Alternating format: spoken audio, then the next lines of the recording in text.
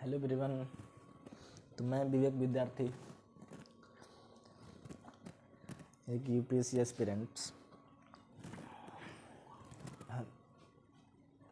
मैं भी एक विद्यार्थी हूँ और जो ही विद्यार्थी होंगे जो नए पुराने तो हमें खैर देखेंगे नहीं, क्योंकि मैं अभी उस लायक हूँ नहीं।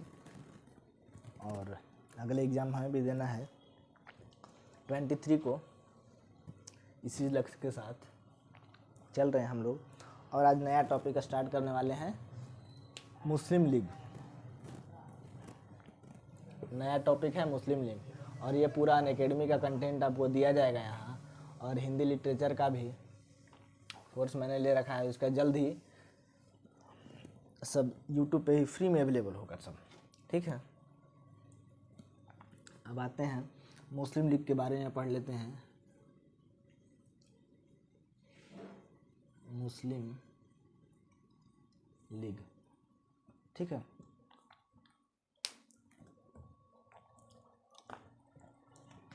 मुस्लिम लीग का मूल नाम अखिल भारतीय मुस्लिम लीग था।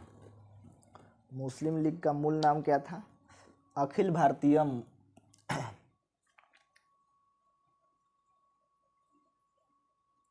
अखिल भारतीय मुस्लिम लीग, ठीक है। मुस्लिम नेताओं ने ढाका को नवाब सलीमुल्लाह खां के नेतृत्व में 30 दिसंबर 1906 को ढाका में मुस्लिम लीग की स्थापना की। इसकी स्थापना कब हुआ? 30 दिसंबर 1906 को। किनके द्वारा किया गया? तो सलीमुल्लाह खां के नेतृत्व में, ढाका में। कहाँ हुआ? तो ढाका में हुआ। ढाका कहाँ है? बांग्लादेश में। किसके नेतृत्व में हुआ? तो सलीमुल्लाह खां,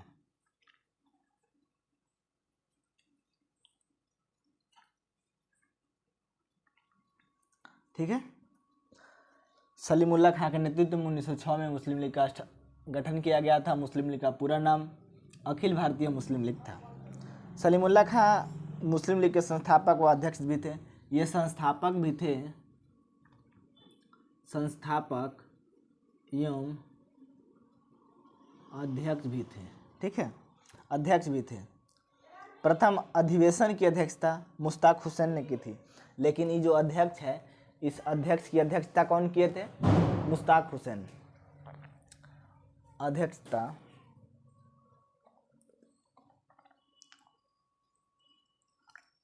लेकिन अध्यक्षता कौन किए थे? मुश्ताक हुसैन। मुश्ताक हुसैन, ठीक है। इस संस्था का प्रमुख उद्देश्य भारतीय मुस्लिमों के ब्रिटिश सरकार के प्रति भक्ति उत्पन्न करना तथा भारतीय मुस्लिमों के अधिकारों की रक्षा करना। इनका उद्देश्य यह था कि भारत में जो ही मुसलमान हैं उनका अधिकार को रक्षा किया जाएगा और मुस्लिमों में ब्रिटिश सरकार के प्रति भक्ति उत्पन्न करना। यानी ब्रिटिश सरकार के प्रति, यानी ब्रिटिश सरकार बहुत ही अच्छा है, बहुत ही मतलब दयालु है, इस टाइप का ये करना। इसका प्रभाव क्या है कि कीमतों में ये था मुस्लिम लीग। एक बार फिर से इसको रिपीट कर लेते हैं। मुस्लिम लीग, इसका पूरा नाम था अखिल भारतीय मुस्लिम लीग। अखिल भारतीय मुस्लिम लीग, मेरे साथ भी बोलते चल सकते हैं। अखिल भारतीय मुस्लिम लीग, मुस्लिम लीग का पूरा नाम अखिल भारतीय मुस्लिम लीग। इसका स्थापना 30 दिसंबर 1906 को हुआ। इसका स्थापना 30 दिसंबर 1906 को हुआ। कहाँ हुआ? ढाका में हुआ। किसके द्वारा हुआ? सलीमुल्लाह खां के द्वारा हुआ। ये संस्थापक और अध्यक्षता दोनों किए थे। और अध्यक्ष के पहली बार अध्यक्ष कौन थे? मुश्ताक हुसैन थे, ठीक है। यानी मुस्लिम लीग की अध्यक्ष, मुस्लिम लीग का पूरा नाम अखिल भारतीय मुस्लिम लीग था। 30 दिसंबर 1906 को स्थापना किया गया, ठीक है, सलीमुल्लाह खां के द्वारा। सलीमुल्लाह खां संस्थापक और अध्यक्ष दोनों थे, और एक सबसे पहले अध्यक्ष थे वो थे मुश्ताक हुसैन, ठीक है। अब आते हैं home rule league. Home rule league क्या है? कि होम रूल लीग के बारे में हम क्या जानेंगे? युद्धकालीन परिस्थितियाँ क्या थी, भारतीय प्रतिक्रिया क्या थी, प्रमुख आंदोलन क्या थे। तो प्रभाव इसका क्या है कि कीमतों में लगभग 300% की वृद्धि है, जिसका नकारात्मक प्रभाव एवं मजदूर वर्ग पर पड़ा। 300%, यानी कहने का मतलब जो रुपये 100 रुपये का है, जो सामान 100 रुपये का है, 300% की वृद्धि, यानी 1 रुपये का सामान 300 रुपये में दिया जाएगा, इतना महंगाई बढ़ गया। अनिवार्य सैनिक भर्ती की गई तथा भारतीयों सैनिकों के समुद्र को पार भेजा, जिसे ग्रामीण क्षेत्रों में एक धर्म विरोध की कृत्य माना जाता था। इससे पहले हम लोग पढ़े थे कि भारतीय सैनिकों को बिना कोई अलाउंस के बाहर भेज दिया जाने लगा, विदेशों में भेज दिया जाने लगा। और यहाँ क्या था कि जो समुद्र पार कर जाता है उसका कोई मतलब औचित्य नहीं रह जाता है। अनिवार्य सैनिक भर्ती की गई तथा भारतीय सैनिकों का समुद्र पार एक धर्म विरोध का कृति माना जाने लगा। अनिवार्य सैनिक भर्ती की गई तथा भारतीय सैनिकों को समुद्र पार भेजा, जिसे ग्रामीण क्षेत्रों में एक धर्म विरोधी कृत्य माना जाता था। भारत का मजदूर वर्ग यूरोप की भांति स्वतंत्र एवं अस्थायी नहीं था, बल्कि अस्थायी रूप से काम करता था, विशेषकर गैर कृषि मौसम के दौरान। ऐसे में यह सरकारी चेतना को गांव तक पहुंचाने में मुख्य भूमिका निभाता था। युद्धकालीन परिस्थितियों से सरकार ने अनिवार्य रूप से खाद्यान्न संग्रहण को भी प्रारंभ कर दिया। इससे ग्रामीण क्षेत्रों में खाद्यान्न संकट उत्पन्न हुआ तथा ग्रामीणों में भी आक्रोश बढ़ा। ब्रिटिश दमन युद्ध काल में बढ़ गया तथा नागरिकों की स्वतंत्रता पर विभिन्न प्रकार के प्रतिबंध लगाए गए। भारतीय प्रतिक्रिया: शर्त रहित समर्थन, शर्त सहित समर्थन और अवसर का लाभ उठाना, ब्रिटिश शासन के खिलाफ संघर्ष प्रारंभ करना। देशी रियासतें क्या हैं? देशी रियासतें इस दौरान ब्रिटिश सरकार का खुले तौर पर सहायता किया, क्योंकि सहायता के दौरान ब्रिटिश सरकार से उनका गठबंधन और भी मजबूत होता है तथा भारतीयों के शासन में सहभागिता के विरुद्ध उचित कार्रवाई का अवसर भी मिलता है। इसके अलावा भारतीय उदारवादी नेताओं को यह लगता था कि संकट की इस परिस्थिति में ब्रिटिश सरकार का सहयोग करना भारतीयों का नैतिक उत्तरदायित्व है, और यदि ब्रिटिश सरकार भारत में से चली जाती है तो इससे भारत का ही नुकसान होगा। अब बताइए, देशी रियासत कहते थे नहीं नहीं ब्रिटिश सरकार है तो ठीक है, वो लोग नहीं रहेगा तो हम लोग को शासन चलाने नहीं आएगा, हम लोग इतना भी बुद्धिजीवी हुए नहीं है कि हम लोग पूरा देश को चला सकें। भारतीयों में एक ऐसा वर्ग भी था जो ब्रिटिश सरकार के इस दृष्टिकोण से सहायता था कि ब्रिटिश सरकार आत्मनिर्णय के सिद्धांत के लिए युद्ध कर रही है, यानी ब्रिटिश सरकार अच्छे के लिए काम कर रही है, अतः भारतीयों की ब्रिटिश सरकार की सहायता अवश्य करनी चाहिए। इसलिए हम लोग को ब्रिटिश सरकार की सहायता अवश्य करनी चाहिए, किंतु सबसे पहले आत्मनिर्णय का सिद्धांत भारत में लागू किया जाना चाहिए। यानी जब तत्कालीन ब्रिटिश प्रधानमंत्री डेविड लॉयड जॉर्ज ने पार्लियामेंट में यह घोषणा की कि आत्मनिर्णय का सिद्धांत उपनिवेशों पर भी लागू किया जाए, तो भारतीयों को युद्ध के बाद एक सकारात्मक उम्मीदें दिखने लगी। अब इनको लगा कि नहीं, अब तो हम स्वतंत्र हो जाएंगे। ऐसे में भारतीय राष्ट्रवादी चाहते थे कि ब्रिटिश सरकार पर दबाव बनाए रखना चाहिए और इसमें एक वैधानिक आंदोलन चलाई जानी चाहिए, जाने की आवश्यकता है। इसी क्रम में 1915 में एक वैधानिक आंदोलन चलानी जानी चाहिए थी, आवश्यक थी। इसी क्रम में 1915 में बंगाल तिलक और अधिवेशन के द्वारा होम रूल आंदोलन पर प्रारंभ किया गया। लखनऊ समझौता क्या है? अब अगला टॉपिक है लखनऊ समझौता। अगला टॉपिक कौन सा है? लखनऊ समझौता। तो ये हो गया मुस्लिम लीग का टॉपिक, याद हो गया। इसका पूरा नाम अखिल भारतीय मुस्लिम लीग था।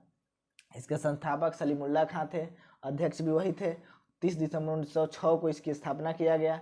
प्रथम बार अध्यक्ष मुस्लिम लीग के कौन बने थे? मुश्ताक हुसैन बने थे। अब देखते हैं लखनऊ समझौता।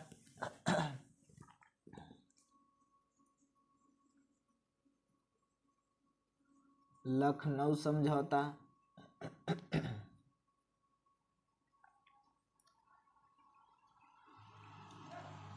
ठीक है।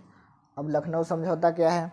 गर्मपंथी प्लस नरमपंथी कांग्रेस प्लस मुस्लिम लीग, इसमें दो गुटों में था। एक था गर्मपंथी प्लस नरमपंथी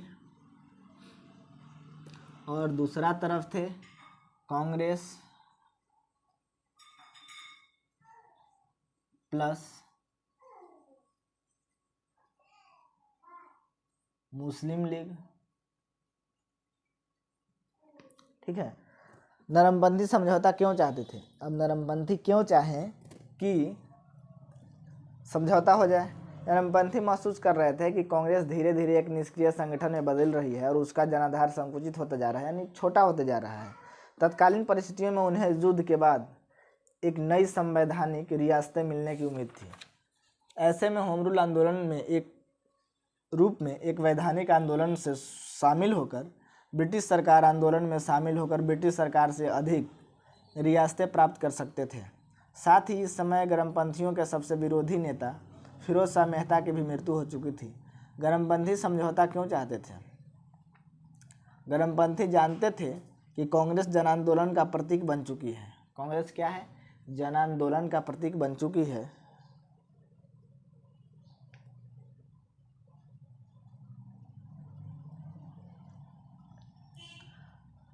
अतः किसी बड़े आंदोलन को चलाने के लिए संगठन बहुत अधिक महत्वपूर्ण होता है। यानी कोई भी आंदोलन चलाना है तो संगठन जितना मजबूत होगा उतना ही ज़्यादा दिन तक चलेगा, ज़्यादा समय तक चलेगा, लंबे समय तक चलेगा।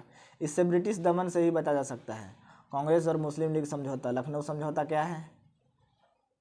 कांग्रेस का तर्क, राष्ट्रीय आंदोलन की सफलता इस बात पर निर्भर करती है कि भारत के दो सबसे बड़े समुदाय एक होकर अपनी राष्ट्रीय मांगों को ब्रिटिश सरकार को समक्ष प्रस्तुत कर सकें। ऐसे हैं मुस्लिम लीग जो मुस्लिम हितों की बात करता है और मुस्लिम हितों को सुरक्षित रखने के लिए ब्रिटिश शासन में बने रहने का आवश्यक समझता है। उसके दृष्टिकोण में बदलाव करना जरूरी था और मुस्लिम लीग को स्वशासन के तैयार करना भी आवश्यक था। अलीगढ़ एवं देवबंद आंदोलन के कारण भारत में एक शिक्षित बुद्धिजीवी मुस्लिम वर्ग का उदय हो चुका था जो ब्रिटिश सरकार के चरित्र का सही मूल्यांकन के समक्ष था। यह मुस्लिम समाज के रोजगार में नई संभावनाएं चाहता था और भविष्य में स्वशासन की परिस्थितियों में मुस्लिम समाज की अधिक से अधिक भूमिका सरकार में सुनिश्चित करना चाहता था। इस हेतु आवश्यक था कि कांग्रेस के साथ समझौता किया जाए और स्वशासन की मांग के साथ मुस्लिम समाज के विशेषाधिकारों की मांग को आगे बढ़ाया जा सके। लखनऊ समझौते के प्रावधान। इस समझौते के तहत कांग्रेस ने 1909 में मुस्लिमों के लिए प्रारंभ की गई सांप्रदायिक निर्वाचन पद्धति को मान्यता प्रदान कर दी।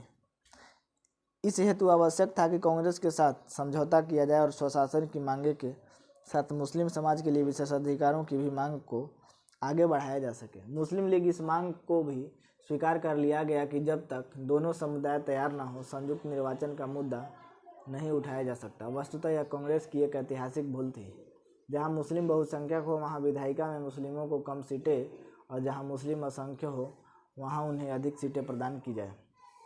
यह केंद्रीय विधायिका में किसी सांप्रदायिक विशेष के 3/4 सदस्य किसी विधेयक पर असहमति प्रकट करे, यानी 3/4 यानी 4 सीट है तो 4 में से 3 सीट होनी चाहिए। विधेयक के असहमति प्रकट करे तो उस विधेयक वापस ले लिया जाएगा, यानी असहमति होगा तो सीधी सी बात है कि वापस ले लिया जाएगा।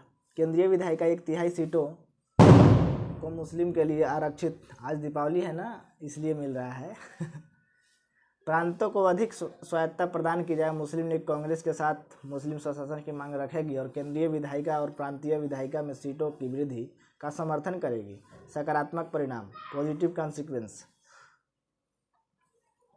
कांग्रेस लीग समझौता के फलस्वरूप 1916 में होम रूल आंदोलन व्यापक हो गया था और 1917 में मोंटेगू चेम्सफोर्ड की घोषणा की जिसमें ब्रिटिश राज का उद्देश्य भारत में क्रमिक उत्तरदायित्व शासन की स्थापना करना है।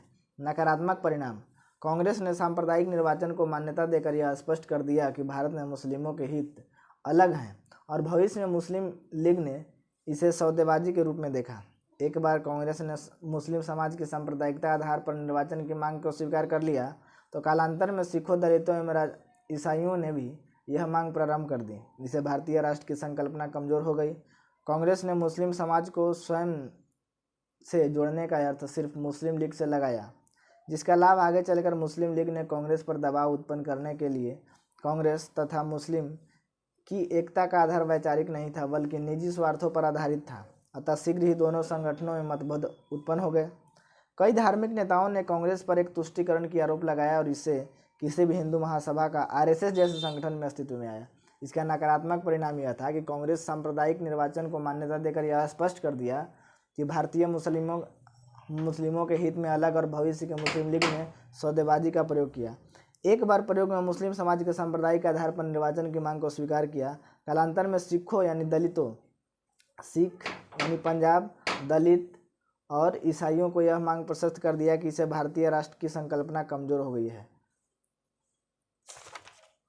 और इसी के साथ ये टॉपिक कंप्लीट होता है और अगले टॉपिक में हम लोग मिलेंगे होम रूल आंदोलन और गदर आंदोलन। ठीक है।